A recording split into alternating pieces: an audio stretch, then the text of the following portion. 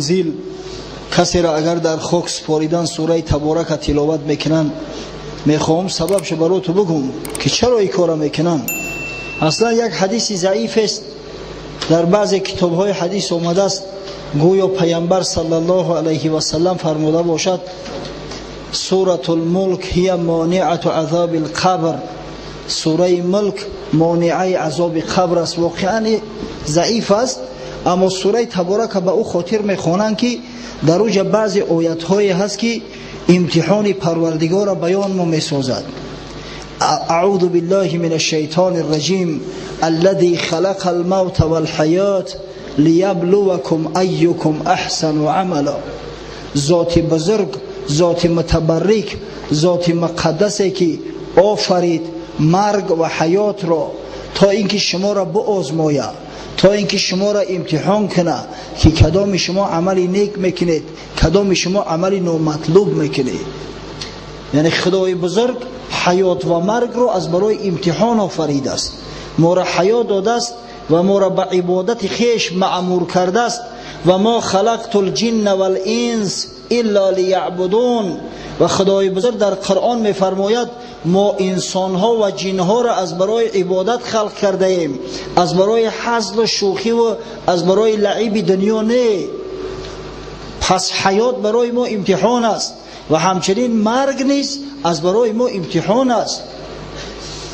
هم امتحان آزمایش است، هم امتحان سنجش است، هم برای زندگان یک عبرت، یک نمونه است که عاقبت الامر میمری. ببینید الذي خلق الموت والحیات لیبلوکم ایکم احسن عملا. حضرت مولوی قصه میکنند، ولی بعضی مردم میگن همین خداوند انسان خلق کرد با چی میکشته باشش. خیام یک ربایی داره، جام است که خلق آفرین میزندش، صد بوسه ز مهر بر جبین میزندش. این کوزگری دیر، این کوزگری دهر چنین جام لطیف می سازد باز بر زمین میزندش. انسان میگه که خداوند به این شکل و صورت زیبا خلقش میکنه، زیباترین مخلوقات بشر است. اما ببینه که کوزگری دهر یعنی خداوند متعال همه انسان زیبا را خلق میکنه و با میگیره در زمین میزنش، با میگیره به خاک یکسانش میکنه، با میگیره طعمه کرمان لحدش میگردونه. ببینه اندک با شک، با شبهه، با نافهمی خیام گفته است، اما خیام جواب گفتند. حضرت مولوی در مثنوی شریف قصه میکند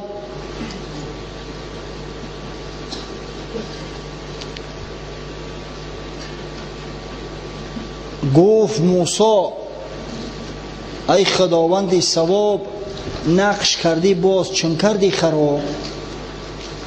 باره میگه حضرت موسی در نجوا به خداوند بزرگی خیش مراجعت کرد، گفت ای خدای بزرگ، ای خدای درستکار، من حکمتی تر نفهمیدم، نقش میکنی انسان باز چی خرابش میکنی، با چی به خاک مبدلش میگردونی، جوان نازنین به او قامت زیبا چرا با قامت خم میزنونی، چرا موهای سیاهی مثل مشکش سفید میگردونی، چرا دندانهای زیباش میریزونی، نقش کردی باز چون کردی خراب. نر ماده نقش کردی جانفیزا آنگه ویران کنی آن را چرا. اینقدر جسمهای لطیف زیبا بعضش نر و بعضش ماده خلق میکنی، با ویرانش میکنی، سببش چی باشه؟ حق تعالی گفت این پرسش ترا نیست از انکار و غفلت و ازدغا، ورنه تعذیب و عتابت کردمه، بهر این پرسش ترا آزردمه. حضرت خداوندی گفت ای موسی من میدونم که این سوالای تو برای انکار نیستن، از غفلت از جهالت و نادانی نیستن، نباشه یک گوشمالی سختت میدادم، برای این سوالت یک عذاب میکشیدی، لیک میخواهی که در افعال ما باز جویی حکمت و سر قضا.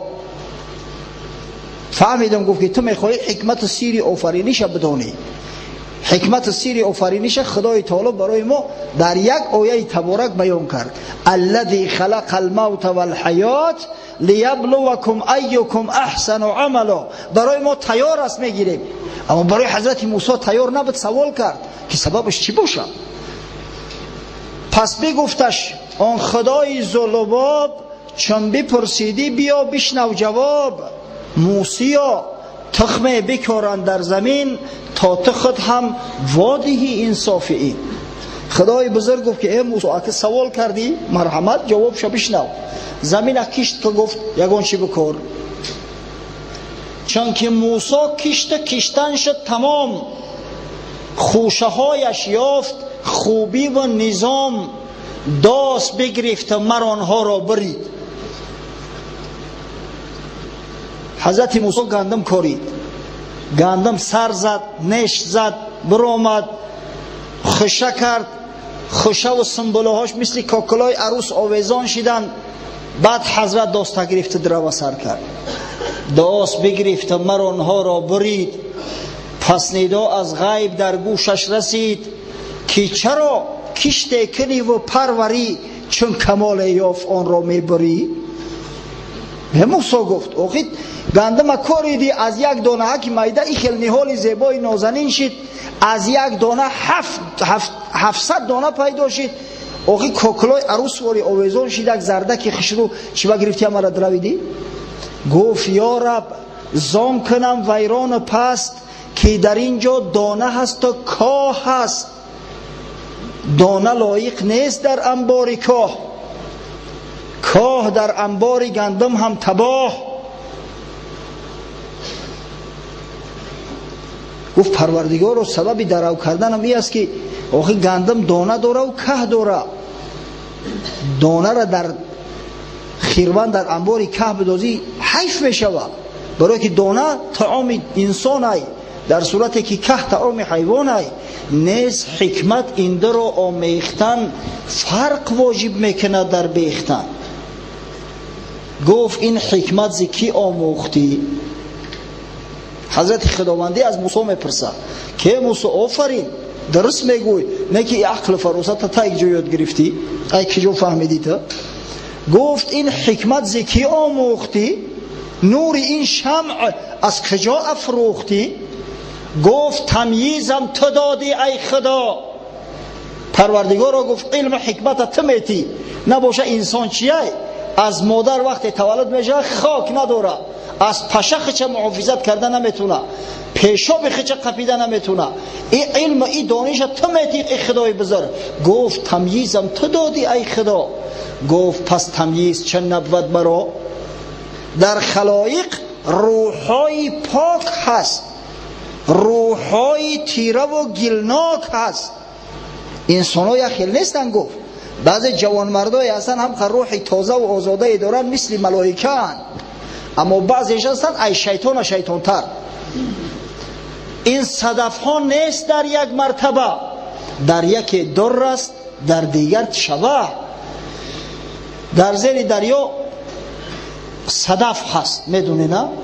رکبی نه، اما نیریال شکا و بازا و شخصایی هستن که به همین کار مشغول هستن. خب وقتی که غواص میگنش در زبان فارسی، غواص اگر اندیشه کند کام نهنگ، هرگز نبرد دوری گران مایه به چنگ. زیر آب میدروین از همونجا میکشن میبرونن همون صدفه رکوی نره، بعد او را بازش میکنن، رنگ چورمغزی پچقه که میگیرن بازش میکنن، ایدرونش بعد در میبرویه، گوهری نایاب میبرویه، ژیم چوک قیمت بها هستی. انمو گفت خداوند که صدف ها همش یخیل نیستن، بعضی صدفش هست که خاک نداره، هیچی نداره، یک چورمغزی پوچ برینه، اما بعضیش دری نایاب داره، دری بسیار کلان داره که در بازار قیمتش بسیار بلنده. این صدف ها نیست در یک مرتبه. غرض از صدف اینمی بدن آدم ای، غرض از در روح.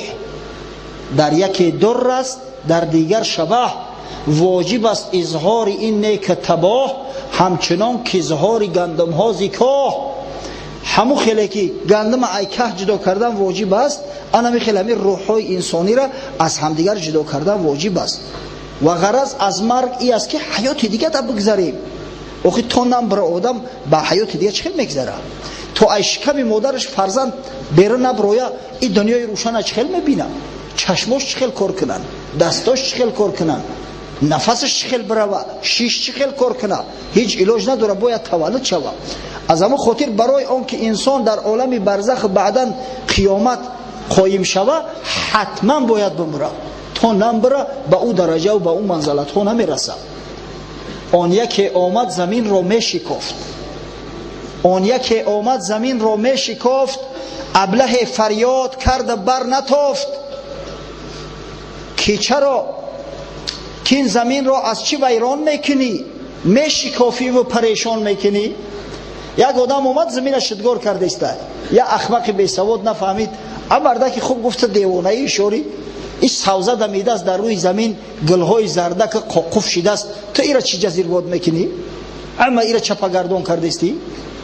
گفت ای ابله برو بر من مران، تو عمارت از خرابی بازدان. ای بی عقل گفت اول بفهم که خرابی چی است، آبادی چی است، بعد بیا قطیبا گپ زن. گفت ای ابله برو بر من مران، تو عمارت از خرابی بازدان. کی شود گلزار و گندمزار این، تا نگردد زشت و ویران این زمین. تو این زمین چپگردان نکنی، ای کجا در این گندم میشوه، ای کجا در این بستان میشوه. کی شود بستان و کشت برگ بر، تا نگردد نظم آن زیر و زبر. تا بینش کافی بنشتر ریش چرخ، کی شود نیکو و کی گردید نقص. اپندیسیت تو نبرنش ای کجا سوز میشه، ای کجا صحت میشه. بعضی زخمایی هست تو نسوزونن، تو ریشش نکشن نگیرن، از کجا سالم و صحت میشه. پاره پاره کرده درزی جامه را، کس زند آن درزی علامه را. که چرا این اطلسی بگزیده را، بردریدی چی کنم بدریده را. ما به عقلیمون نبینه و خدایا برای چی کشتیش ارود درگور ایره که نکشه، ای کجا به عالم برزخ بروا، ای کجا به جنت بروا، چوه کشتیش ایاش بود. سبحان الله. یک درزی یا پارگر لباس بگیرد چیور پاره کنه، با بیای تیشتش بکشیده، اطلسی بزی بخشورت تش بگیری تیکه تیکه کردی، پاره پاره. آخه او را که پاره پارهش نکنه، ای کجا دامن شوه و ای کجا آستین شوه و ای کجا آخه گریبون شوه. که چرا این اطلسی بگزیده را، بردریدی چی کنم بدریده را. هر بینای کهنه کابادان کنند، نه که اول کهنه را ویران کنند. همین بینای کهنه را تا زمان چپه نکنند، ایجا قصر 3 اتاجه و 4 اتاجه میکنند. تا خونه کهنه را چپه نکنی و خیلی قصر را ساخته نمیشوه. تا انسان خدای تعالی نکشه، ایسر اینا و مرتبه و منزلت را نمیوبه. این حکمت الهیه الذی خلق الموت والحیات. خدای بزرگی که مرگ حیات امتحان کرده است، آفرید مرگ حیات لیبلوکم، تا شما را آزمایش کنه، تا شما را برای حیات دیگر تیار کنه، آماده باشه. ببینه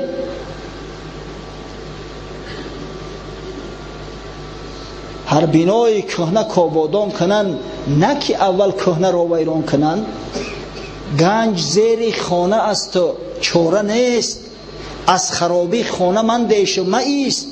انمی گنجی به حد به بها در زیر خانه ای. تو نترس خانه را چپه که تو چی میترسی؟ گنج زیر خانه است و چاره نیست، از خرابی خانه من دیش و مایست. دیدی اندر خانه تا نقش نگار، گشتی اندر عشق خانه بیقرار. این دنیا را میبینی پر نقش نگار، اینقدر عاشق دنیا شده. تو فراموش نکن که در زیر همین خانه ای که نقش نگار داره، گنجهای بسیار بسیار بی‌بها نهفتند. خانه برکن که از عقیق این یمن، 100,000 خانه شاید ساختن. خانه را چپه که تو گنج ایزبین ببرار، به پل او گنج 100,000 تاریخ خانه میکنی. پس برای مرد مسلمان مردن شرف است، مردن آبرو و عزت است، مردن رسیدن از همین دنیای فانی به عالم باقی است، مردن رسیدن به جوار رحمت حق است. مثل که صدف در از صدف میبرارن و ببینید تاج پادشاه ها را زینت میته، سله پاچه ها را زینت میته. انمی انسان هم وقتی که از این دنیا گذشت، اگر او روح تازه باشه، روح بالیده باشه، روح تربیه یافته باشه، انشالله در جوار رحمت خیش حق مستقر میکنش. انشالله ایرا در زیر عرش اعلا در علیت العلیین جا میکنن. پس باید ما کوشا باشیم. اولا اینکه حکمت مرگ حیات درک کنیم، بعدا بفهمیم که این حیات برای ما یک تحفه خداوندی است، آزمایش است. هر لحظهش برای ما امتحان است. سختی و سردیش برای ما امتحان است. نرمی و گرمیش برای ما امتحان است. ثروت و بایگریش امتحان است. فقر و کمبغلیش امتحان است. سلامتی و صحتش امتحان است. بیماری و رنجش امتحان است. شبش هم امتحان است، روزش هم امتحان است. پروردگار مساعدت فرما که امتحانی که برای ما آماده کرده ای، ما را در دنیا خلق کردی و شکرانه نعمتی ترا میکنیم که با نور ایمان مزین من ساختی. پس پروردگار مساعدت فرما که امتحانی ترا سربلندانه سپاریده و به جوار رحمتی تو واصل گردیم برحمتک یا رب. در همین مدت الک پوره قرآن خلاص شد. بعد ترویحات پوره قرآن خلاص شد. چه آیات های بزرگه. این آیات های خرد که هستند، سوره های خرد هستند، اکثر ما و شما الحمدلله از اینا با خبر هستیم. و چقدر آیات احکام، چقدر فضیلت، چقدر بزرگی، قسم به خدا حیران میشوی که از کدام بابش حرف بزنم. از باب فند کردن شیطان مردم مسلمان رو که کافر شو، وقتی کافر میشوند میگه انا بریء منک انی اخاف الله رب العالمین. بدرسته که من از تو بیزار هستم، من از خدای بزرگ، از پروردگار مربی عالمیان ترس هراس دارم. یا حیران میشوی که از توبه حرف بزنم. باور کنید همه موضوع ها بسیار موضوع مهم هستند، اما از بس که امشب شب قدر است، شب بخشش گناهان است، شب توبه است، شب رو آوردن به سوی رحمت مغفرت خداست، از این خاطر انشاءالله باز هم در موضوع توبه صحبت میکنیم. اعوذ بالله من الشیطان الرجیم. یا ایها الذین آمنوا توبوا الی الله توبه نصوحا. الآیه. ای مؤمنان، ای کسانی که ایمان به خدا و روز آخرت دارید، توبه کنید به سوی خدا، بازگشت داشته باشید به سوی خدا. اما توبه شما باید توبه نصوح باشد، توبه بی بازگشت باشد، توبه که دیگر رجوع ندارد، توبه که بعد آن صاحبش واقعا از عملی کردش پشیمان شده و دیگر میل رغبت به سوی بازگشت به او گناه نداشته باشد. همین توبه نصوح است، توبه مقبول همی است. واقعا خداوند توبه کاران را دوست می دارد. پیامبر الله علیه و سلم در حدیث صحیح روایت می‌کند که التائب من الذنب کمن لا ذنب له. توبه کننده از گناه مثل شخصی است که اصلا گناه نکرده است. خداوند از توبه بنده مسلمان بسیار خوشنود می‌شود، بسیار راضی می‌شود. یاد داشته باشید و شما ذکر کردم حدیثی که بخاری و مسلم روایت می‌کنند شریکین. الله اشد فرحا بتوبة عبده المؤمن من رجل بأرض دوية مهلكة معه راحلته عليها زاده وطعامه وشرابه. پیامبر خدا صلی الله علیه و سلم برای ما و شما بیان میکند که خداوند متعال از توبه بنده مؤمن چنان خوشنود میشود، چنان به وجد میآید. این پروردگار مهربانه که احتیاج به توبه ما ندارد. این خداونده که بی نیاز از عبادات ماست. ببینه ما گناه میکنیم، بعد گناه با توبه کردیم خدا را خوش می اومده است، خداوند خرسند میشده است. تصور کنید میگه رسول الله صلی الله علیه و سلم که مرد در بیابان بسیار دهشتناک است، همراه شترش در خرجین شتر طعام شراب و توشه سفرش انداخته است. فنام فاستیقظ و قد ذهبت. در زیر یک درختک میگه اندکک سرم میمونم، خواب میکنم، استراحت میکنم، بعد میخیزم راه دوام میتم. اما وقتی که خوابش میبره و از خواب میخیزه الک شتر رفت است، شتر نیست. فطلبها یمینا و شمالا. دیگه بیچاره راست دوید چپ دوید، طلبش کرد از کجا میابیش. دیگر یأس ناامیدی فرا گرفتش. فقال ارجع الى مکان الذی کنت فیه فانام حتی اموت. گفت اگه میگردم میرم. دیگه زبانش از حلقش برومد، از تشنگی را زار و نزار شد. میرم گفت در همون مکانی که خواب کرده بودم دراز میکشم در زیر همون سایه درخت تا زمانی که خداوند امانتیش بگیره. دیگه از دست من چیکار میآید؟ صحرای عرب بسیار کلان است. نیم جزیره عربستان بزرگترین نیم جزیره دنیا است. شما میدونید بزرگترین نیم جزیره دنیا. تصور کنید که در این نیم جزیره آبادی هاش کم است. بعضا هزارها کیلومتر راه یگان آبادی نیست. شخص به شتر، به زاد، به راحله، به آب و طعام اگر رفته میتونه سفر کردن میتونه؟ هرگز نه. از همین خاطر امیدش از زندگی قطع کرد، آمد زیر همون درخت، دست میگه در زیر سرش مان دراز کشید. وقتی که چشماش باز کرد دید خدای بزرگ شترش آورده است. شتر در بالای سرش نخشار کرده است. از شدت فرح شادی از جا پرید خیز. فاخذ بختامها. مسلم اینجا روایت کرده است. فقال من شدت الفرح اللهم انت عبدی و انا ربک. نعوذ بالله. همین قدر دیگه خرسند شده است که گپ گم کرده، پرید از مهار شتر قپید. گفت اگه شکرگزاری خدا را کرده است، پروردگارا میگه تو بنده من هستی و من خدای تو. اخطا من شدت الفرح. از شادی و از فرط خرسندی را دیگه گم کرد، زبانش گم شد، لال شد، خطا کرد. بعدا حضرت صلی الله علیه و سلم ما و شما توبه کنندگان بشارت داده است.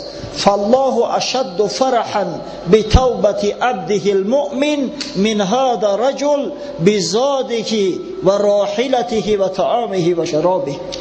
خدای بزرگ میگه با توبه مؤمن از همین مردی که زاد راحلش پیدا کرده است بیشتر خرسند میشود، زیادتر خرسند میشود.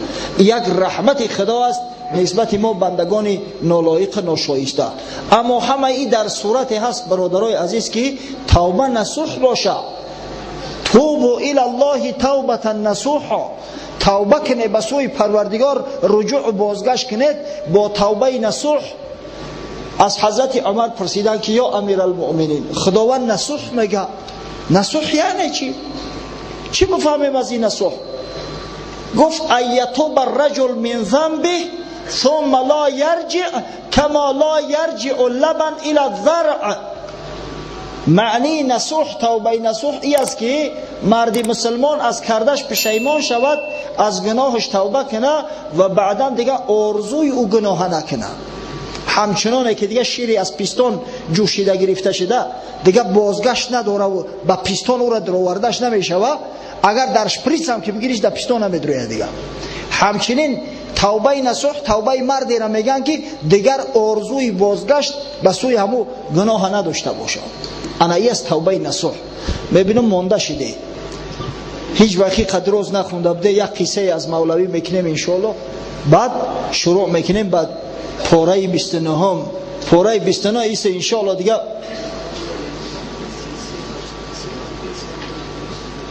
انشالله هازی. خب قصه را میکنیم و بعد از سوره تبارک اوسو شروع میکنیم. یک اوپل بده 33 و 83 سری را هم محکم کرده بچه ها. تدان خدا ای روزی اول ما شما را تاکید میکنیم که همین راهی مردم محکم نکنید. حتی ما پیشنهاد تو کردیم که در همین جا یک در 112 بچهای قزاقون هستند، در اختیار همین نمازگزارا اونم یک استینکه را دادیان. از برای خدا همین شرط است که هر بار شما را تاکید کنن، راه بند نکنه. وای راه عمومی است، خلل نرسونه بچه‌ها. خلل که رسونده راه محکم شد مردم ناراضی میشوند، همین خوب است. قصه نصوح کنیم، گوش باندازید. حضرت مولوی میگه که این نصوح یک شخصی بوده است، یک زمان زندگی میکرده است و خداوند میگه که توبوا الی الله توبه نصوحا. غرض همون مردم میگه که مثل همون نصوح، مثل بنده من نصوح توبه کنید. حضرت در مثنوی شریف میفرماید بود مرد پیش از این نامش نصوح، بدزی دلاکی ایزن او را فتوح. روی او بودی چه رخساری زنان، مردی خود را همه کرد او نهان. او به حمام زنان دلاک بود، در دغا و حیله بس چالاک بود. یک مرد به دست میگم در زمانهای پیش، یک مرد به دست به نام نصوح، از بس که روش مو نداشته، بعضی مردایی هستن که ریش ندارن اصلا، شکل صورتش بزن شبیه به دست، این جوانمر خیچه کمپیرک میکرده است، لباسای زنکی در تنه، در حمام زنکا کار درمده به دست، مساژیست. دلاک یعنی مساژیست. او به حمام زنان دلاک بود، در دغا و حیله بس چالاک بود. سالها میکرد دلاکی و کس، بو نبرد از سیر رمزی آن هوس. سالهای طولانی در همون حمام دلاکی میکرده است، زنکا را مساژ میکرده است، یک کس پی نمیبرده است. یک مساژیستی معروف بده، زنک در دستی مردکی نمیفروخی. همه پیش همین نصوح میومدن که کمپیری نصوح مساژ میکنن. توبه ها میکرد، رو در میکشید، نفس کافر توبه او میدرید. مسلمان به دست، مؤمن به دست، پیش خدا توبه میکرد است که خداوند توبه کردم، گناهگارم. اما هر باره این نفس کافر میمونه. آخی این خانه سوخته نفس با وسوسش میکرده است، با همین کار میرفته است. رفت پیش عارف آن زیشتکار، گفت ما را در دعای یاد آر. پیش یک شخصی بزرگ میره و یک دوستی خدا میگه حضرت به دعا یاد بکن، گاه در حق ما دعای خیر کن، در یک مشکلی گرفتارم، از دستم هیچ کار نمیآید، غرضش همین گناه شد. سر او دانست آن آزاد مرد، لیک چون حلم خدا پیدا نکرد. عارفان که جام حق نوشیده اند، رازها دانسته و پوشیده اند. هر کی را اسرار حق آموختند، مهر کردند دهانش دوختند. وقتی که آمد گپ زد، این دوستی خدا دریافت، فهمید که ایچ در داره. نه که دوستای خدا بسیار بزرگ مردو هستند، در پیشش آشکار نکرد که همین شرمنده نشوه. دوستای خدا سیری زیاد میدونن اما نمیگن، میپوشانن، زیرا هر که از اسرار حق با خبر باشه باید خاموش باشه و الا مثل منصور حلاج سربدارش میکشن. سست خندیده بگفت ای بدنهاد، زان چه دانی ایزید توبه دهاد. یک بشه خنده کرد، گفت خدا جان تماس کنه، اگه من ترا توبه داده نمیتونم، الهی خداوند خودش توبه بده. الله اکبر. پروردگار گفت ترا توبه بده که مخلوقات را توبه داده نمیتونن. آن دعا از 7 آسمان درگذشت تا به آخر کار مسکین خوش گشت. اندران حمام پر میکرد تشت، گوهر از دختر شه یاوه گشت.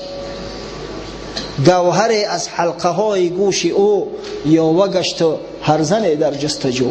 دعا میگه پیش خداوند اجابت شد. دعا زیاد کنه، مخصوصا همین شب. اصلا هر شب یک ساعت داره که در همون شب هر دعای کنی خداوند اجابتش میکنه. در صحیح مسلم آمده است از جابر ابن عبدالله رضی الله عنه که پیامبر خدا صلی الله علیه و سلم فرمود ان فی اللیل لساعتا لا یوافقها رجل مسلم یسأل الله خیرا من امر دنیا والآخره الا اعطاه ایاه و ذلك کل لیله. حضرت رسول الله گفت هر شب یک ساعت داره که هر مسلمان همون ساعت در بیابه و در همون ساعت پیش خدا توبه کنه و از خدا طلب کند، خواه کار دنیا باشه خواه کار دین باشه، البته خداوند مراچه اجابت میکنه، عطاش میکنه. و همین ساعت در هر شب هست، خاصتا در شب قدر، در این شب که بسیار زیاد است. ما هم دعا میکنیم که پروردگار از گناه های عظیم، از گناه های کبیره ما را توبت که رجوع دیگه به گناه نداشته باشیم، به خاطر این شب بزرگ، به خاطر این مکان مقدس که خانه ایت است، به خاطر این ماه بزرگ که ماه رمضان است، برحمتک یا ارحم الراحمین. نصوح در حمام مساژیستی داره که کار کرده است. همون روز دختر پادشاه حمام اومده است، در گوشش گوشوارای بسیار گرانبها، یک گوشوار از گوشش میپره، گوهر از حلقه های گوش او یاوه گشت و هر زنی در جستجو. پس در حمام را بستند سخت، تا بجویند اولش در پیچ رخت. پس بجید جستن گرفتند از گزاف، در دهان و گوش اندر هر شکاف. بعد امر شد که در محکم کنی، گوشپاره نه دزده نبرن. بعد ایالا کفتن سر شد، اول زمینا را کفتن، هر یک ترق دیوالا کفتن، بعد زنکا را سر کردن به کفتکو، حتی که دهناشون خوی کردن نگه کردن، گوشاشون، شکافیاشون، تمامی ته و ترق جایی که امکانی ماندن گوشوار بود ایالا شروع کردن به کفتن. ببینه پس بجید جستن گرفتند از گزاف، در دهان و گوش اندر هر شکاف. بانگ آمد تا همه عریان شوید، امر شد همه زنکا لبلیج شوند. زمان پیش مردم شرم داشتن، حیا داشتن.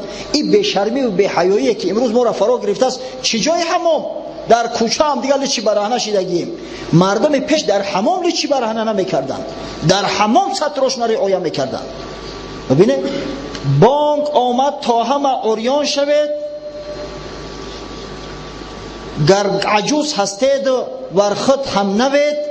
فرق نداره کمپیر گفتن یاش میان عمر، همه لیچ شود، لیچ برهنه مادرزاد شوید. بعد شروع شد به کفتن. آن نصوح از ترس شد در گوشه، روی زرد لب کبود بیهوشه. پیش چشم خیش او میدید مرگ، رفت می لرزید او مانند برگ. بیچاره این نصوح مرده که یوخی در یک گوشه رفت دیگه ترس هراز لغتش کرد، از در در می لرزه. این جان خونه سوخته هم قشرینی هست که در بلا گرفتار شدید یک خداگو میشه. بعد گریه و ناله را برداشت، گفت یا رب توبه کردم بارها. تو خودت میدانی، گفت پروردگارا من چندین بارها از این گناه توبه کردم.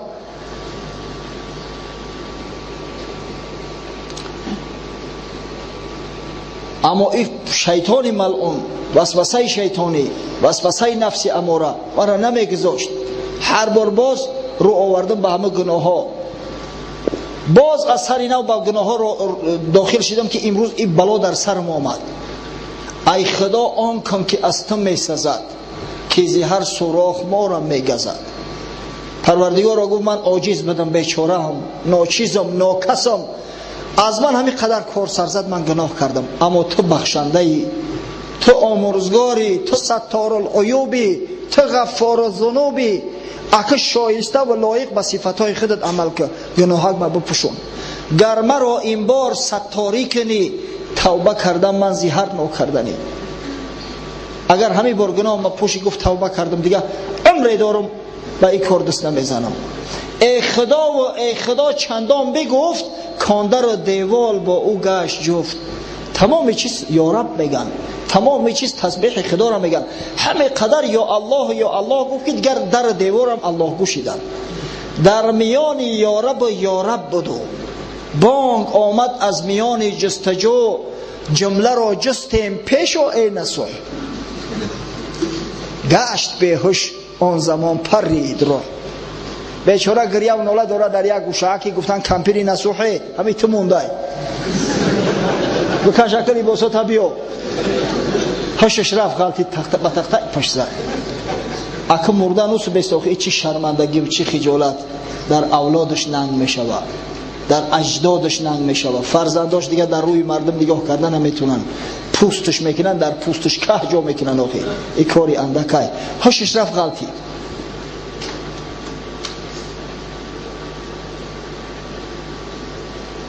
وقتی که بیهوش شد میگه دریاهای رحمت پروردگار در جوش شد. گشت بیهوش آن زمان پرید روح. جان به حق پیوست چون بیهوش شد. موجهای رحمت اندر جوش شد، چون که دریاهای رحمت جوش کرد. مرده ها هم آب حیوان نوش کرد. مرده 100 ساله بیرون شد زگور، دیوی ملعون شد به خوبی رشک حور. آن همه روی زمین سرسبز شد، چوب خشک اشکوفه کرده نقص شد. وقتی که رحمت پروردگار به جوش بیاید، مرده 100 ساله پوسیدگی زنده می شود. چی جای آن که یک مراد یک نصوحکی بیچاره بروید؟ طبیعت مرده ایسر نو زنده می شود. جنهای ملعون مسلمان می شوند، ایمان میارن. بانگ آمد ناگهان که رفت بیم، یافت شد گمگشته آن در یتیم. همین وقت گفتن که هی مردم خلاص یافتیمش، ای کدام ترقی یافتن. گوشپاری دختری پاچو پیدا شد. حضرت مولوی میگه تا نگرید ابر کی جوشد، تا نگرید طفل کی جوشد لبن، تا نگرید ابر کی خندد چمن. آقا تا زمانی که کودک گریه نکنه، یک جا به یاد مادرش میزنه و شیرش میته. او کودک گریه میکنه که شیر در سینه اوچش جوش میزنه و بعد میگیره شیرش میته. تا ابر گریه نکنه، یک جا چمن میخنده. از کجا اینقدر مرغزار و باغ رغ میشوه، اینقدر زراعت میشوه. تا نگیرید کودک حلوا فروش، بحری بخشایش کجا آید به جوش. اما کودک تلبنده که در قدر گریه نکنه، دل کی میسوزه برای دو سومانش میته؟ هیچ که. تا گریه نکنی و ناله نکنی در پیش پروردگار، از کجا رحمتی پروردگار جوش بزنه و از کجا گناهی تره ببخشه؟ ببینه از غیره و نعره و قرصک زدن، پر شد حمام قد زال الحزن. مردم دیگه همه وقت چو خشید، گوشپار پیدا شد است، قرصک زدن دیگه. داد فیغان مردم برمد. در تصور کنه که در همون وقتی قرصک بزنی و گپ زنی اخو میتا. هم قصدای بلندی است که آن نصوحی رفته باز آمد بخیش، از داد فیغان مردم مخشش به سرش زد. حیرتی او دم بدم میزد، میگشت بیش، می حلالی خواست از وی هر کسی، بوسه میدادم بر دستش بسه. گوشتی تو خوردیم اندر قیل و قال، بد گمان کردیم ما را کن حلال. این نصوح اکل دست دیل حیات شست است آخی. یا وقت خشش به سرش زد که اومدیان زنکو کنیزای پادشاه قیزمتگارا دستاش بوسه کردیستیان عذرخواهی دارن که ما در حقیقت گمانی بد بردیم، کمپیرک گفتیم لباس بکش بکویم، ایت گناهگار نبوده، این گوشپار پیدا شده که گناه ما را ببخش، ما را پحیل کن. گفت بد فضل خدای دادگر، ورنه زانچ هم گفته شد هستم بتر. ای گفت فضیلت پروردگار است، من همه دانم و آن ستاری من، جرمها و زشتی کرداری من. این فضیلت خدا بد نباشه، او چیز شما گمان میکنه در پیش گناه من هیچی هست.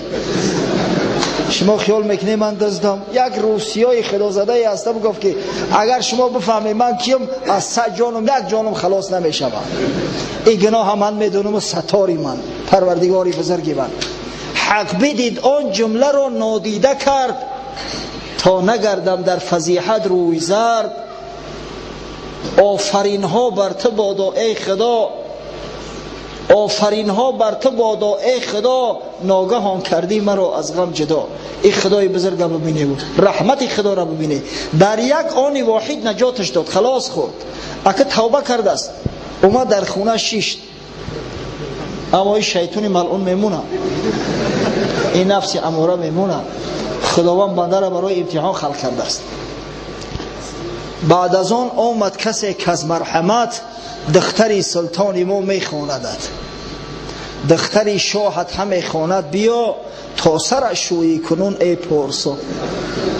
کمپیرکی نصوح در خانه شده که کنیزای دختری پوچا میآیند، میگن اما دختری پوچا در مساج خودت معقول بوده است، بیا سر شب شو پول طلا بسیار میته. اکنه نگاه کنه این وظیفه و منصب یک بار مساجیستی دختری پوچا ای کم گپای یک وسوسه را ببینه. جز تو دلا که نمیخواهد دیلش، کی بمالد یا بشوید با گیلش. غیرتی اگر مساجیست دیگر معقولش نشیده است. خداوند امتحان شد ببینه. گفت نه دستی من بیباک شد، گفت نه دستی من بیکار شد، این نصوحی تو کنون بیمار شد. گفت برای بگه که کمپیرک نسخ کسل شید است که این دستاش از کار موند است. با دل خود گفت کس حد رفت جرم، از دل من کی رود این ترس غرم. من بمردم یک ره باز آمدم، من چشیدم تلخی مرگ عدم. بعد از این محنت کی را باری دیگر، پا رود سوی خطا الا که خر. دستو گفته در سرت بگیر رو در گور، یک بار مردی زنده شدی، خداوند ای مرگ نجات داد، بعدی اگر با دست به همین کارهای حرام بزنی از خردت خرتر بدهی. گر سری هر موی من گردد زبان، شکرهای تو نیاید در بیان. اگر تمام موهای بدنم زبان برارن به شکر ذکری تو مشغول شوند، شکرهای تو در بیان نمیآید. پس برادرای عزیز، امر خدا است توبوا الی الله توبه نصوحا، توبه کنه به سوی پروردگار توبه نصوح. ما نمیگیم که سخنی که مولوی گفته است اصل داره و حقیقتا یک نصوح زندگی میکرده است و خداوند وقتی که نصوح گفت همون را در نظر داره. نه، این یک اسرائیلیات است. من برای آن گفتم که شما اندک وقت خوش شوه خواب تو بپره، واقعا همین خیلی یک قصه آمد است. اما قولی که نزد مفسرین کرام هست آن است که توبه نصوح توبه بی بازگشت، توبه که دیگه بازگشت نداره. همچنان که شیر به پیستان بر نمیگردد، صاحب توبه نصوح به گناه دیگه بر نمیگردد. انا همین توبه نصوح نامیده می شود. پروردگارا توبه میکنیم، استدعا میکنیم، خداوند مساعدت فرما که واقعا توبه مو توبه نصوح باشد، توبه بی بازگشت باشد. پروردگارا هر جرم و گناهی که ما مرتکب شدیم تا به امروز به محض رحمت نامتناهی خویش آمرزیده گردان. خاصتا که حبیبت محمد صلی الله علیه و سلم بشارت داده است من قام لیلة القدر ایمانا و احتسابا غفر له ما تقدم من ذنبه. هر کسی شب قدر به ایمان خالص از برای خدا پاس دارد و بیدار خوابی کند و به عبادت گذراند، آمرزیده می شود گناههای ما قبلی او. خداوندا کوشش داریم، تلاش داریم تا در شب قدر قائم باشیم و به عبادت تو شب روز کنیم. خداوند اطاعت عبادت مقبولی درگاهت گردان، توبه هامون به درگاهت بپذیر، گناه هامون عفو کن. فردا روز قیامت همراه تائبان، همراه بخشوده شدگان، همراه محبان محشور من گردان برحمتک یا ارحم الراحمین.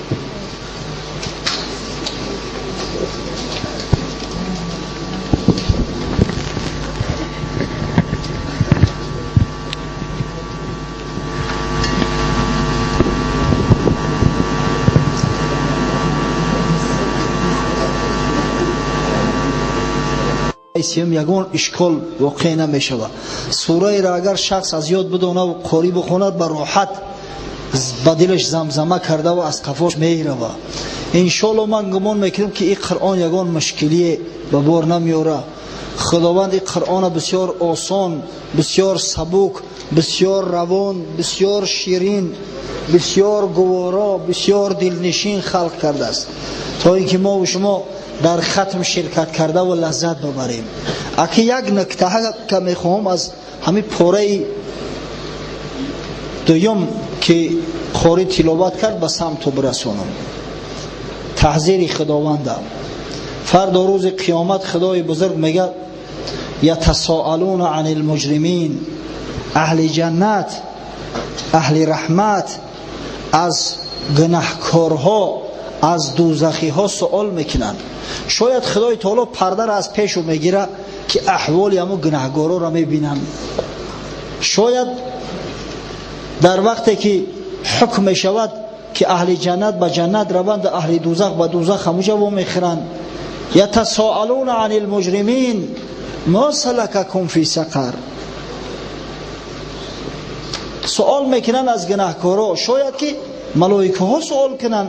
این روایت چم است ما سلککم فی سقر، چی سبب شد که شما در سقر افتادید؟ سقر طبقه ششم دوزخ،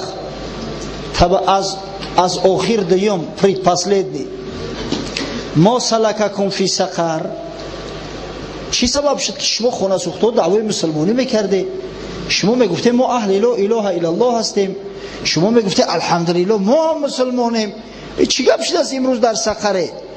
قالوا لم نکن من المصلین، میگن ما نماز نمیخوندیم، در دنیا ما نماز نمیخوندیم، ما دعوای مسلمانی داشتیم و به نماز بدیم.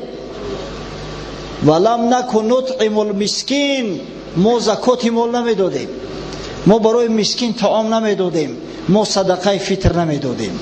ببینید نماز نخوندن، زکات مال، صدقه فطر ندادن، وقتی که انسان اهل سقر کنه وای بر حال ما و وای بر حال ما، به این جامعه خراب ما که شاید اکثریت به نماز باشند. شیطان که رانده شد بجز یک خطا نکرد، خود را برای سجده آدم رضا نکرد. شیطان 1000 مرتبه بهتر ز بی نماز، کو سجده را به آدم این بر خدا نکرد. پیامبر خدا صلی الله علیه و سلم گفت ان العهد الذی بیننا و بینهم الصلاة فمن ترکها فقد کفر. به درستی که فرقی بین ما و بین مشرکان عرب همین نماز است، ترک نماز است. هر کسی نماز ترک کرد کافر بشود، مثل مشرکان میشود. هر کسی فرضیت نماز قبول نداشته باشد او از ما نیست و کافر است. حدیث صاحبای سنن اربعه روایت کردند از براء ابن عازب رضی الله عنه. در صحیح مسلم اومده است از حضرت جابر ابن عبدالله بین الرجل و بین الکفر و الشرک ترک الصلاة، فرقی بین مرد مسلمان و بین کفر و شرک ترک نماز است. حکم نماز بسیار سخت است برادرای عزیز. روایت میکنن که مرد با سفر میبروید خودش تنها بوده است. بزرگان میگن اول رفیق ثم طریق، اول رفیق بعد راه بعد سفر. کسی که بی رفیق به سفر میبروید بسیار وضعش ناگوار است. در اندیشه بود که یگان کس قدیم شریک میشیده باشه یا یگان کاروان دستگیر میکرده باشم که همراهشو برم. یک روز بیچاره خودش تنها بود است، روز دیگه یک شریک پیدا میکنه، همین قدر دیگه وقتش خشه میشود که او شریک دیگه خش خش کرده و قدیش چخ چخ کرده. یک روز تا بگاه شریک بدن تا نمیشود. شبانه رفیقش میخیزه ای پهلوش ترکش میکنه رفتن میگیره، با یک قفا صدا میکنه که ای برادر نامردی نکن. آخه این نامردی است که رفیق در سفر پرتوی تر راحت کن طرفی همین ما بود چی با قفا گشتیستی؟ گفت ای جوانه برگ من رفیقی تو نیست، من شیطانم، من اومدم که ترد فند و فریبت کنم میبینم تا ایمان در شیطان تری. ما اومدم که ترد گمراهت کنیم که عبادت نکنی. در یک شبانه روز 5 نماز خدا را ترک کردی. بس ترک یک سجده خداوند ما را رانده کرد، رجیم شدیم، ملعون شدیم، مردود شدیم. روی تو درگور که 34 سجده فرضی را ترک کردی، 34 سجده فرضی پیش پروردگار. میترسم که با کثافت تی یگان آتش ای عثمان نغلطه مرم نسوزانه. دم شما رفیقی تو نیستم. اذ قال الشیطان للانسان کفر فلما کفر قال انا بریء منک انی اخاف الله رب العالمین. با یاد بیار هنگامی را که شیطان انسان فن میکنه میگه کافر شد. وقتی که کافر شد میگه من ایتو بیزارم، من از خدایی که رب عالمین هست میترسم. حکم نماز برادرای عزیز بسیار سخته، بسیار سخته. هشتونه در سر تو بگیری. تاریک صلات حکمش به نهایت سخته، پیش خدا خار و ذلیل است. ببینه ما سلککم فی سقر. اینا میگن که ملاها سخت میگیرن از برای خدا. آخه خدا سخت گرفته است، پیغمبر خدا سخت گرفته است، ملاهای بیچاره ایجاد پریچو. ما سلککم فی سقر، چه چیز را در سقر انداخت؟ چه چیز شما را دوزخی کرد، سقری کرد؟ قالوا لم نکن من المصلین. میگن ما نماز نمیخوندیم. وقتی که نماز نخوندم باعثی در سقر رفتیدن باشه، وای به حال بی نمازا، وای به حال بی نمازا، وای به حال بی نمازا. ان اول ما یحاسب به العبد یوم القیامت من عمله الصلاة. فردا روز قیامت اول چیزی که بنده را میپرسن از عملاش نمازای. فان صلحت فقد افلح و انجح و ان فسدت فقد خاب و خسر. اگر از امتحان خدا گذشت اگر به شرطی که نماز درست پاریده باشه رستگار شد، نجات یافت. زیرا دروازه یکم به سوی جنت دروازه نماز است. دروازه یکم که باز کردن ایامی پروپوسنای پونکت یکم که گذشت اوسش آسان است، کنترل پونکت اوسش آسان است دیگه. نه که اگر در همون اولش که راهش ندادن وای به حالش دیگه هیچی به دردش نمیخوره. سبحان الله. بهانه میکنه با شیطان وسوسه هم کرد. به خدا بعضی شیطان هم اخمق کرده ایم. به حیله‌های ما میدونیم شیطان کرده نمیتونه. یافتیم هم شیطان در کلای شیطان میشه پیمش دیگه. حضرت شیخ عطار میگه اون یکی شد پیش آن صاحب چیله، کرد از ابلیس بسیار گیله. یک بزرگ در چیله نشین به دست در مسجد اعتکاف ششته به دست. خداوند معتکفای ما را در پناه امنش محفوظ بداره و طاعات عباداتشون قبول درگاه گردانه و پروردگار در عوض اعتکافی که در خانه خدا نشستن فردا روز قیامت همنشین محمد صلی الله علیه و سلم در فردوس اعلی بگردونه شو. آمین. آن یکی شد پیش آن صاحب چیله، کرد از ابلیس بسیار گیله. گفت ابلیس هم به تلبیس برد راه، کردیم بر من به طراری تباه. آمد پیش یمو گفت حضرت احوال پرسیش کرد. بعد از نماز روزه پرسیدش که چه حال داری؟ گفت خدا بگیره همین شیطان روزم نمیته. نه میگم نماز بخونم که همین شیطان وسوسه میکنه که نفقه فرزندات کی میاره. ای بچه فلان جا دعوتت کردین برای معیشت تبکه به نماز میخونی. سحر میگم ای خوب خیزم بیام به مسجد میگه ای بزخ و توهلیوشی بعد میخوری آخی. این شیطان روزم نداده است میگه. ای شیطان شکایت کرد. گفت شیطانم به تلبیس برد راه، کردین بر من به طراری تباه. گفت آن مرد ای جوان مردی عزیز، آمده بود پیش از این ابلیس نیست. رو در قور گفت پیش ایتن ابلیس پیشم آمده بود. شیطان مشتکی بود از تو و آزرده بود، خاک از جور ایت بر سر کرده بود. ایت شکایت اومد که همون لعنتی چی در داره که همه گناهاش در کلای من میزنه. روش در قور که سحر ای خوابش نمیخیزه ای شیطان، نمازش نمیخونه شیطان، عرق میخوره شیطان. ای تو گیله میکنه او بیچاره، خاک از جوری تو بر سر کرده بود. شیوه ابلیس از تلبیسی توست، در تو یک آرزو ابلیسی توست.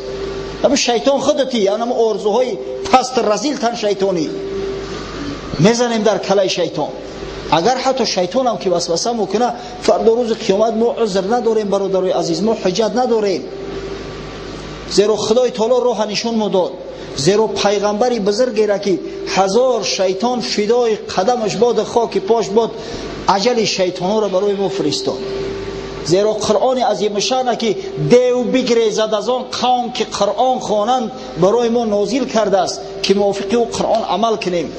وقتی که ما نمیکنیم، وقتی که ما خود تنمون تسلیم شیطان میکنیم، بعضا در بعضی کارو ای شیطان هم میگذرونیم. چرا ای با در سر شیطان بزنیم؟ به خود بیایه برادرای عزیز، به خود بیایه. ببینه در ماه شریف رمضان واقعا محبت مخیل زیاد است به عبادت، اما کوشش را ببینه. سیگاری در پرای دهانش لعنتی. آخی سبحان الله. اقلا هم یک جون فرای داشته باشه که همون سیگاری تا بکشه، گردنش گردن خوزواری در دهنش سیگاری. آخه شیطان کو زنجیر پیچه در همین رمضان زنجیر پیچه او را که شیطانی کرده است. ای شیطان والله بعضیو شیطان تره. پروردگار از مکر و وسوسه نفس اماره ما را در پناه امنت محفوظ دار. خداوند شیطان ملعون از امت حبیب محمد صلی الله علیه و سلم دور نگه دار. پروردگار شیطنت مکر و تزویر حیله را که در وجود ما هست، گناههای خودمون در سر شیطان میزنیم، از بدن ما دور گردان. خداوند راه صراط المستقیم را که امروز برای ما نشان داده ای، به هدایت تو این راه درست یافتیم، این اسلام بزرگ صاحب شدیم. در این ماه بزرگ روزه می داریم، طاعت عبادت طلب شبها انجام می دهیم. خداوند نگذار که هیچ یک شیطان جنی و هیچ یک شیطان انسی از این راه حق امت حبیبت محمد صلی الله علیه و سلم منحرف گرداند.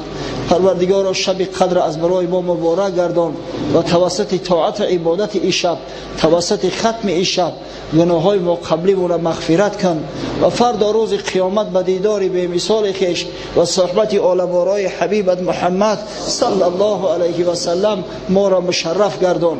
خداوند حبیبت صلی الله علیه و سلم وعده کرده است که فردا روز قیامت صائمین ماه شریف رمضان با تاج کرامت مزین می‌گردند.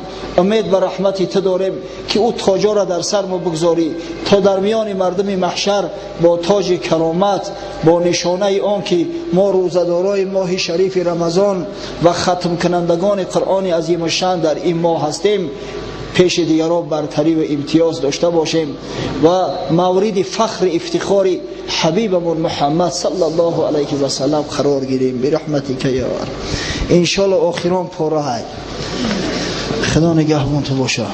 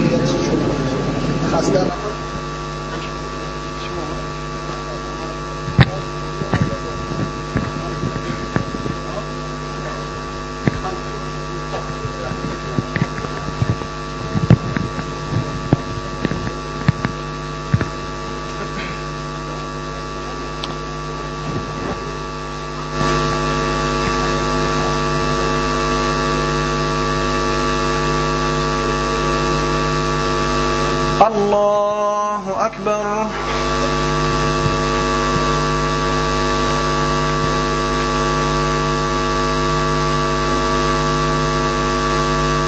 الحمد لله رب العالمين الرحمن الرحيم مالك يوم الدين إياك نعبد وإياك نستعين اهدنا الصراط المستقيم صراط الذين أنعمت عليهم غير المغضوب عليهم ولا الضالين.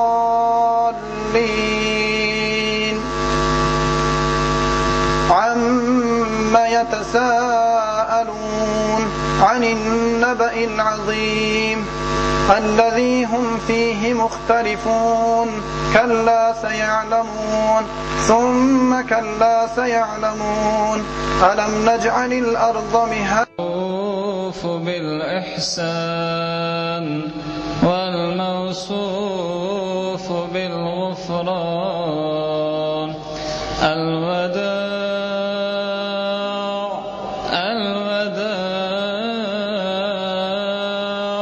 يا شهر رمضان الفراق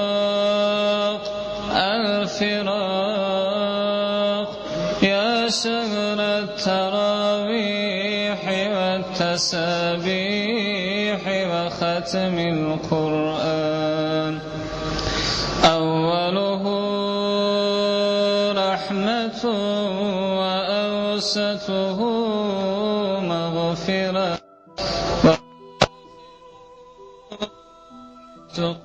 من النيران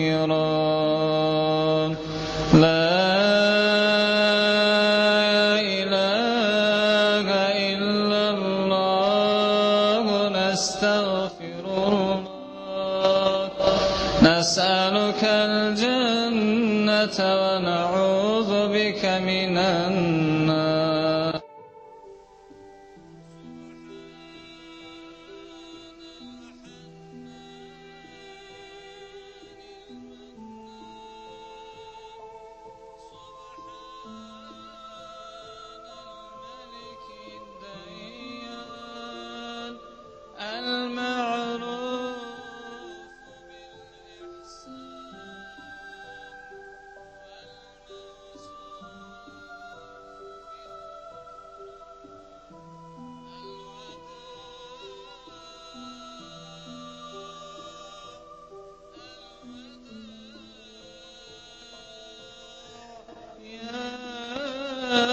شهر رمضان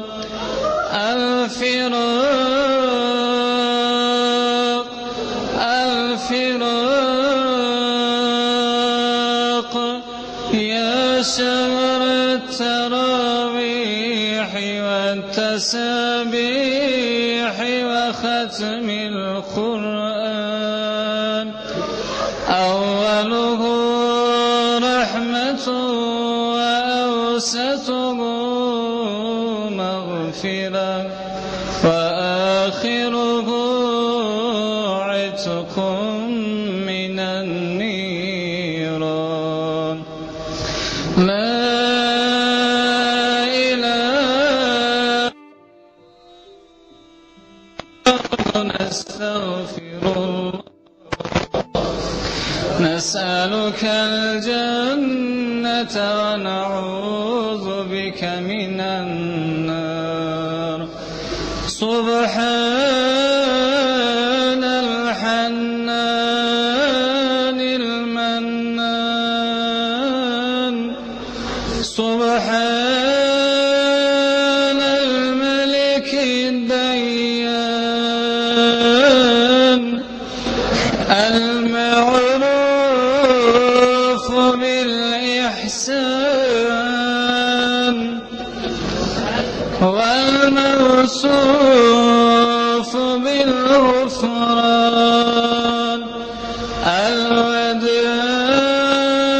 الوداع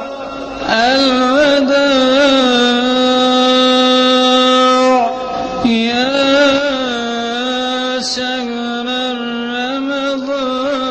رمضان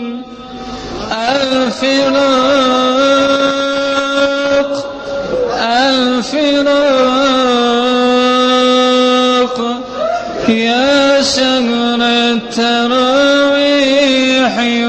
والتسابيح وختم القرآن أوله رحمة وأوسطه مغفرة وآخره عتق من النيران لا إله إلا الله نستغفر الله نسألك الجنة ونعوذ بك من النار سبحان الحنان المنان سبحان الملك الديان المعروف بالإحسان والموصوف بالغفران الوداع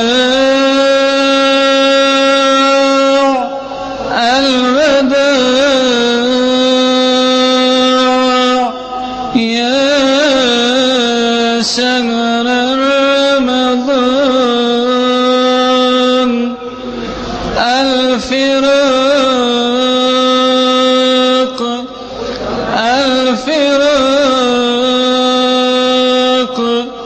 يا شهر التراويح والتسابيح وختم القرآن أوله رحمة وأوسطه مغفرة وآخره عتق من النيران لا إله إلا الله نستغفر الله نسألك الجنة ونعوذ بك من النار سبحان الحنان المنان سبحان الملك الديان المعروف بالإحسان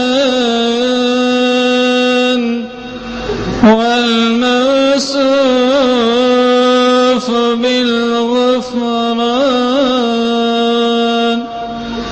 الوداع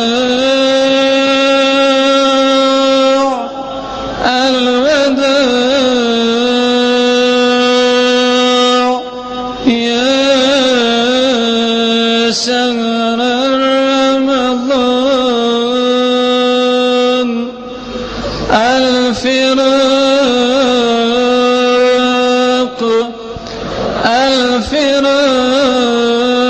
الفراق يا شهر التراويح والتسابيح وختم القرآن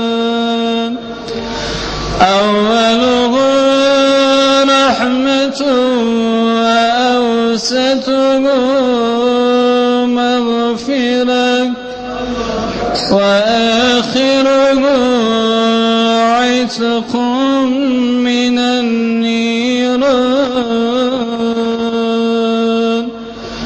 لا إله إلا الله نستغفر الله نسألك الجنة ونعوذ بك من النار آمين. إلها بحرمة الساعة رقة قلبها بحرمة الشب قدر که بهتر است از 1000 ماه طاعات و عبادات، به خاطر قرآن عظیم شان که در این شب خاتمه یافت، به خاطر این مکان مقدس که خانه توست، دعاهامون به درگاهت قبول و مقبول ساز. ای ختم قرآن که ما انجام دادیم فردا روز قیامت شفیع و مشفع ما گردان.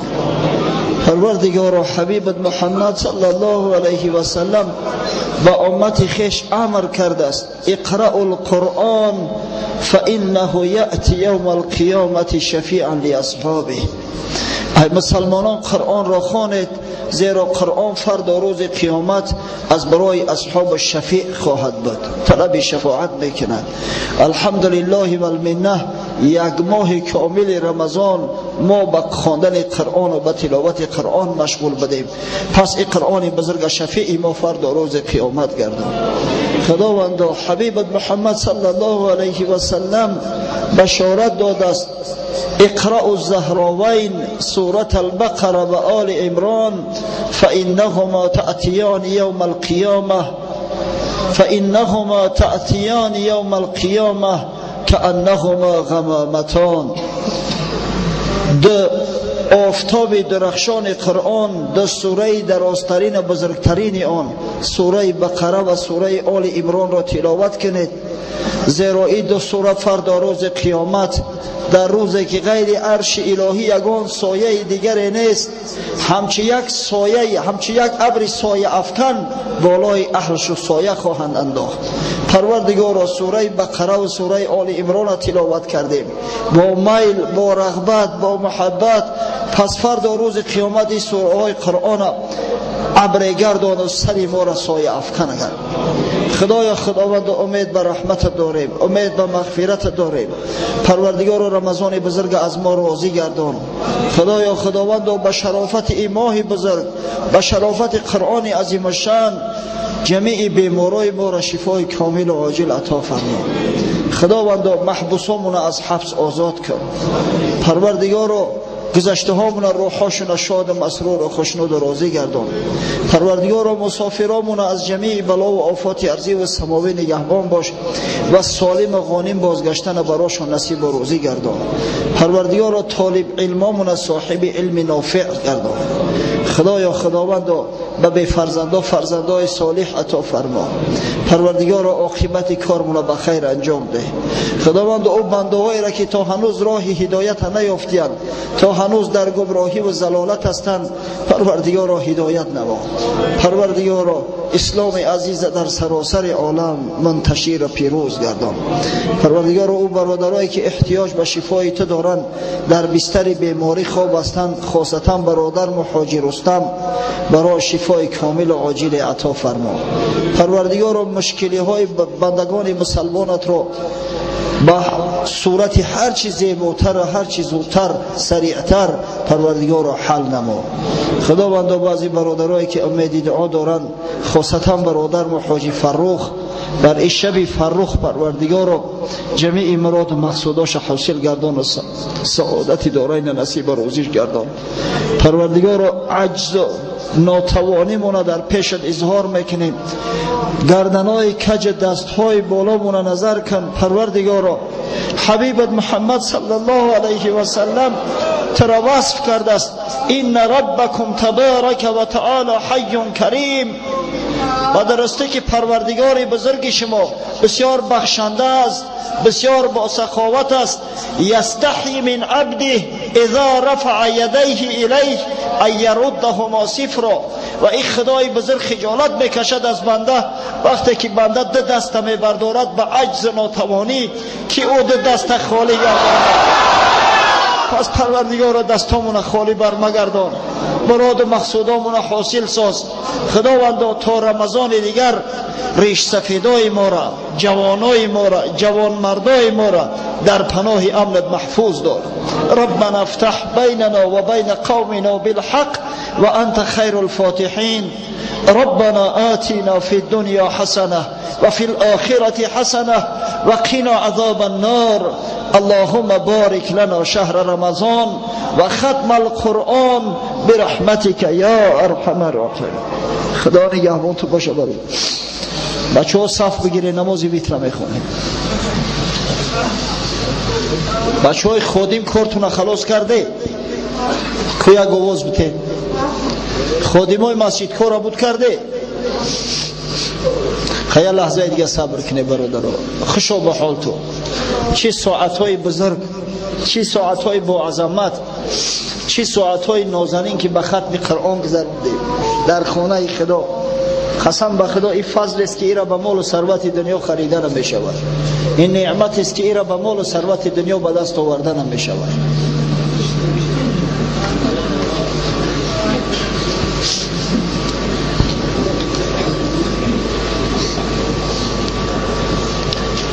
ای سگی طاعین تعوعو میکنی، ای سگی طاعین تعوعو میکنی، طعن قرآن را برون شو میکنی. این نه آن شعر است که از وی جان بری، یا زی پنجه قهر او ایمان بری. تا قیامت میزند قرآن ندا، ای گروه جهل را گشته فدا. که مرا افسانه میپنداشتید، تخم طعن و کافری میکاشتید. خود بدیدید آن که طعنه میزدید، که شما فانی و افسانه بدید. من کلام حقم و قایم بذات، قوت جان یا قوت زکات. نور خورشیدم فتاده بر شما، لیک از خورشید ناگشته جدا. این قرآن بزرگ اگه تصور کنه که این صفت خدا از خداوند متعال فردا روز قیامت طلب شفاعت کنه. این قرآن بزرگ البته که طلب شفاعت میکنه. پیش خدا میگه ای ربی اینی منعته باللیل من النوم فشفعنی فیه. پروردگار بزرگ من این بنده ای را به شب از خواب منع کردم، خواب نکرد، ساعت از 2 گذشت است، با تلاوت تو مشغول بود. فشفعنی فیه. پس پروردگار شفاعت مرا قبول فرما در حقش. چون خدا از خود دعا و کت کند، پس دعای خیش را چون رد کند. وقتی که صفت خدا از خدا که طلب کنه، البته که طلبش مستجاب است. واقعا یک نعمت بسیار بزرگ است. یک حادثه فراموش نشدنی است. کی میدونه تا رمضان دیگر کدام ما زنده هستیم، کدام ما دیگر در قید حیات نیستیم. به هر وجه صورت قسم به خدا این یک نمونه بسیار باریز و روشن، یک رحمت، یک راحت در تاریخ ما خواهد بود. در حق ریش سفیدا دعا میکنم. ریش سفیدایی که مدت یک ماه شد که ما را همراهی میکنند، در مسجد همراه ما هستند، بار شکایت نکردند. بار این جوان مردا، من همه ریش سفیدا را در نظر ندارم، همه جوان مردا، همه بزرگای را در نظر دارم که همراه ما ختم قرآن کردند، که بار در طول یک ماه شکایت نکردند که ما افگاریم، ما بیماریم، ما ضعیفیم. بخشی، بخرسندی و محبت ختم قرآن را گذراندند. پروردگار را در نوبت اول قرآن شفیع ایشان گرداند. پروردگار را به خاطر این ختم قرآنی که در مسجد گذراندند، هر مویی که در سر در ریش دارند و سفید گشته است در راه خدمت تو، فردا روز قیامت به نور مبدل گردان. خداوند فردا روز قیامت در وقت حساب و کتاب در ترازوی اعمال این قرآن بزرگه که وزنش از 7 آسمان و 7 زمین وزنینتر و گرانتر است، در ترازوی اعمالشان بگذار. پروردگار و جوانای ما را به سین سال این بزرگ مردا برسون که در سین پیری نوابسته به پیری در هر کجای دیدن که ختم قرآن دایر میگردد صورت میپذیرد شرکت داشته باشند و از رحمت الهی خیش رو محروم نکنند. ربنا افتح بيننا وبين قومنا بالحق وأنت خير الفاتحين برحمتك يا أرحم الراحمين. انشاءالله قریب اومد، ان قریب کار خلاص میشه. یک لحظه که دیگه صبر کنی. حضرت مولوی یک قصه شبراتون میکنم، آرام باشه گوش کنی که بسیار پند پذیر است، بسیار پند است، نصیحت است. سوره تبارک خواندیم. آخرین آیه که در سوره تبارک است، خداوند به حبیبش محمد صلی الله علیه و سلم مراجعت میکند. قل ارأیتم ان اصبح ماؤکم غورا فمن یأتیکم بماء معین. ای حبیبی من، ای محمد، ای امین، به این مردم کافر، به این مشرکای سرکش بگو اگر فردا آبتون خشک شود، فردا دیگه آب پیدا نکنه، کی برای تو آب میاره؟ آب روان از کجا برای تو حاصل میشود؟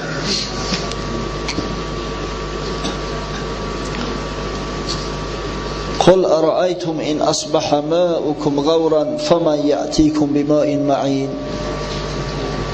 حضرت امیر شرح میده، مقری میخواند از روی کتاب ماؤکم غورا، زی چشمه بند ما.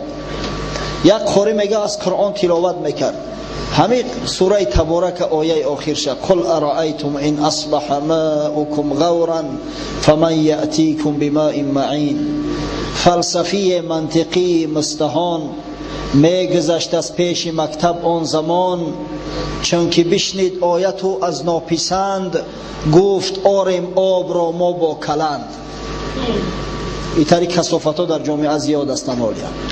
از پیش مکتب میگذشت، تلاوت قاری را گوش کرد، به یک ناپسندی، به یک ناحرمتی گفت آب ما که خش شوه با کلن داریم، بیل داریم، زمین میکنیم، چاه میکنیم، آب میاریم.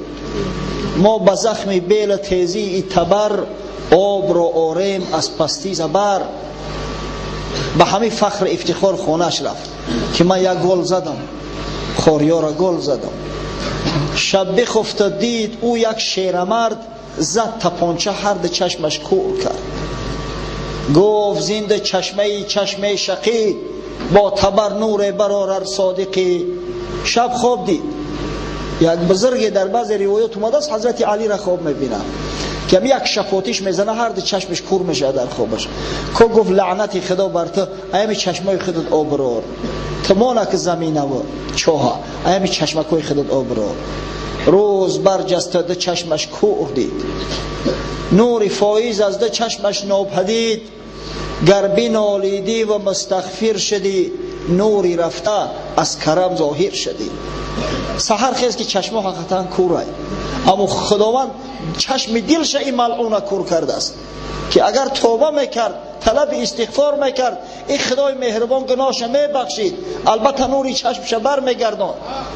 لیک استغفار هم در دست نیست، مزد رحمت نقلی هر سرمست نیست. زشتی اعمال شومی جهود راه توبه بر دل او بسته بود. اما خدای تعالی هر کس نصیب استغفار نمیکنه، هر کس به توبه نمیرسونه. بعضی مردمی هستند در حیات چنان گناه کردیان، قلباشو چنان سیاه شده است که دیگر راه توبه بر دلشون بسته شده است.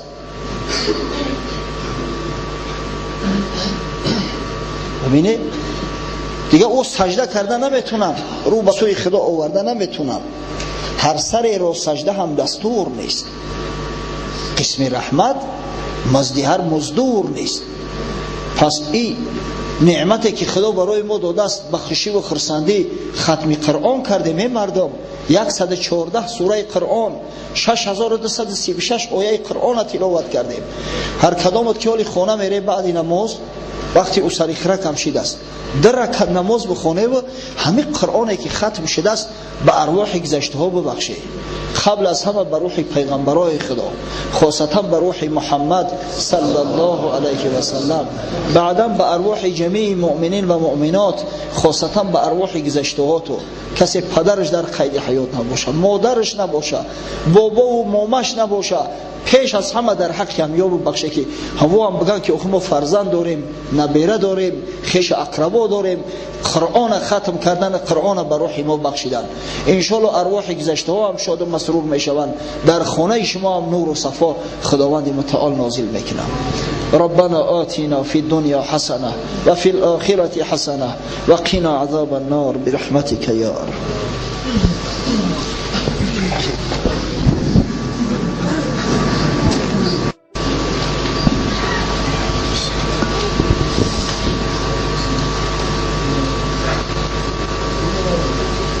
سبحان الله.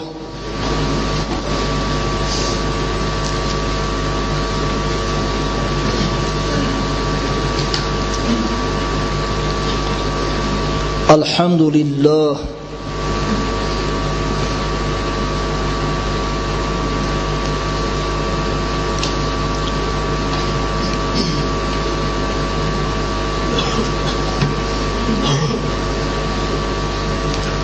الله أكبر.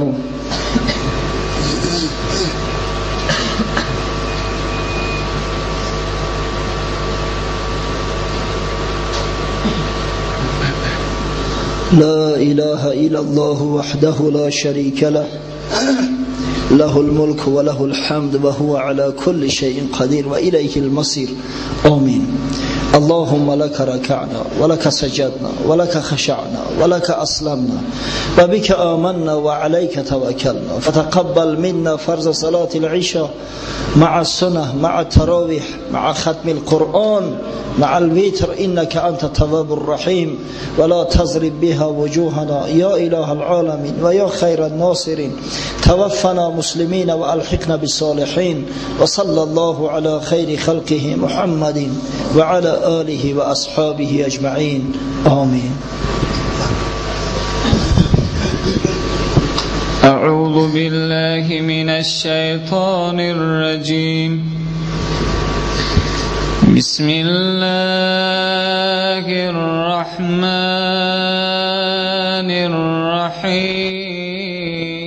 الرحيم. قالوا سبحانك لا علم لنا إلا ما علمتنا إنك أنت العليم الحكيم. سبحان ربك رب العزة عما يصفون وسلام على المرسلين والحمد لله رب العالمين. آمين. رب ربنا تقبل منا إنك أنت السميع العليم وتب علينا إنك أنت التواب الرحيم وبلغ إلى روح نبينا وسيدنا وشفيعنا وحبيبنا وحبيب إلهنا ومولانا محمد صلى الله عليه وسلم وإلى أرواح آله وأصحابه رضوان الله عليهم أجمعين وإلى أرواح جميع الأنبياء والمرسلين صلوات الله عليهم أجمعين وإلى أرواح آبائنا وأمهاتنا وإخواننا وجميع تعلقاتنا وإلى أرواح جميع المؤمنين والمؤمنات والمسلمين والمسلمات وإلى أرواح صاحب الخيرات والحسنات. ربنا ظلمنا أنفسنا وإن لم تغفر لنا وترحمنا لنكونن من الخاسرين برحمتك يا أرحم الراحمين.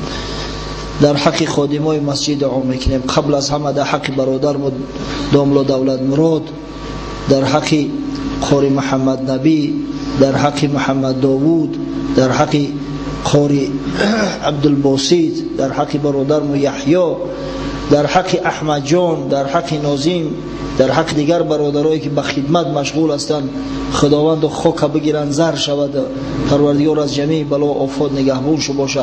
در حق قاری دعا میکنیم، قاری که الحمدلله یک ماه در تلاوت قرآنش لذت بردیم، قاری صحبت الله، پروردگار قوه حافظش بازم قوی تر بگردونه و براش ذهن ذکی و فهمی ساقی و نصیب روزی گردونه. خداوند صاحب زن فرزندای صالحش گردونه که مثل خودش قاری قرآن شوند. ربنا افتح بیننا و بین قومنا بالحق و انت خیر الفاتحین. شب قدر ماه شریف رمضان براتون مبارک بچهای عزیز. از پگاه نماز تراویح ساعت 8:30 سر می شود. از پگاه ساعت 8:30 نماز تراویح. خوش آمدید در خاک پاکستان.